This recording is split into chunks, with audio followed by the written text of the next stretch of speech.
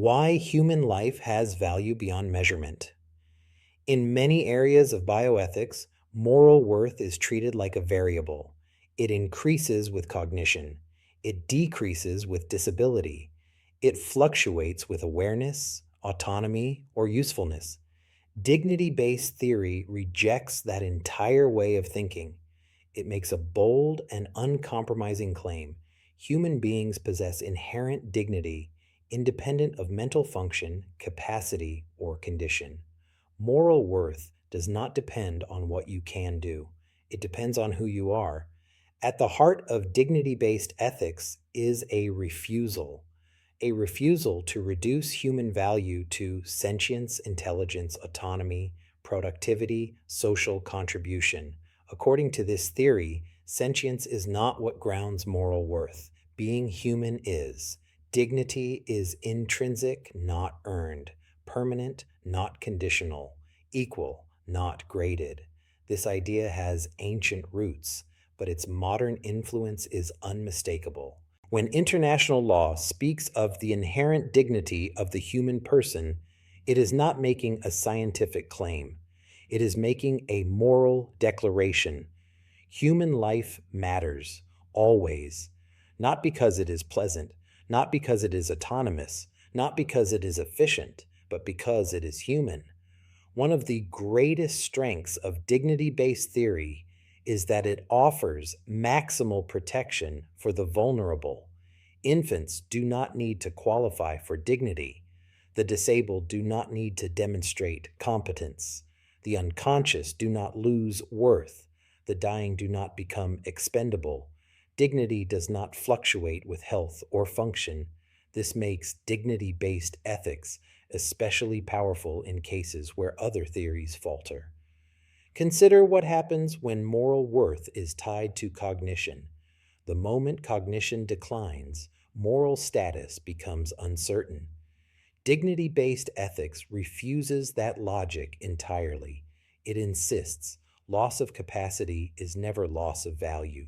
This is why dignity-based reasoning is so prominent in end-of-life ethics, disability advocacy, and protections against exploitation. Another major strength of dignity-based theory is that it resists utilitarian trade-offs. Utilitarian ethics asks, which action produces the greatest overall good? Dignity-based ethics responds, there are some things you may not do to a human being, no matter the benefit. You may not use persons merely as means, sacrifice the innocent, for efficiency, justify harm. By appealing to aggregate welfare, dignity functions as a moral constraint, not a calculation. This is why dignity-based ethics stands at the core of human rights discourse. Rights are not granted based on performance. They are not revoked when ability declines. They belong to persons simply because they are human.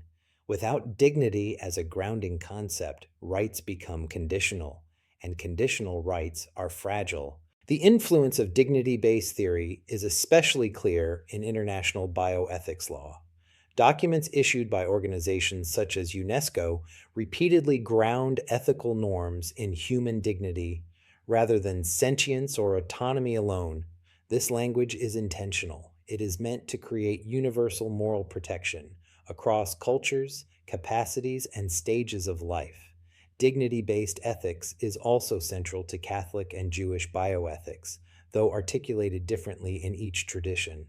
Both emphasize that human life has a moral status that precedes choice, achievement, or awareness. Life is not morally neutral until cognition appears. It is morally charged from the outset. While the theological justifications differ, the ethical conclusion converges. Human dignity is not contingent, and yet dignity-based theory faces persistent criticism. The most common critique is philosophical. What exactly is dignity? Critics argue that dignity is often invoked as a slogan rather than a rigorously defined concept. Is dignity a property, a status, a moral axiom, a metaphysical claim? Because dignity is difficult to define precisely, skeptics claim it functions as a moral placeholder rather than an argument. Related to this is the charge that dignity based ethics is under theorized. Unlike utilitarianism, it does not provide a clear decision procedure. Unlike autonomy based ethics, it does not specify whose choices prevail. Unlike sentience based ethics, it does not rely on observable experience. Instead, dignity based ethics draws a firm moral boundary and then stops. For critics, this can feel unsatisfying, but defenders respond that dignity is not meant to do all the ethical work. It is meant to set limits. It tells us what must not be done, even when other considerations push in that direction. In this sense, dignity functions less like a calculator and more like a moral guardrail. There's also a deeper reason dignity remains central despite criticism. Without it, bioethics struggles to explain why. The severely disabled deserve full protection, the unconscious retain rights, the dying must not be instrumentalized, the human body cannot be treated as mere material, dignity based theory names, what many people already believe but struggle to defend philosophically. Human life has a value that exceeds all metrics. Ultimately, dignity based ethics asks us to adopt a particular moral posture, not one of calculation, not one of optimization, but one of recognition, to recognize that some beings must be treated as ends always, and it leaves us with a question that bioethics can never fully escape. If human dignity is inherent and unconditional, what are we morally forbidden to do, even when doing so might seem efficient, compassionate, or beneficial? How we answer that question determines whether bioethics remains a science of management or a discipline grounded in moral restraint.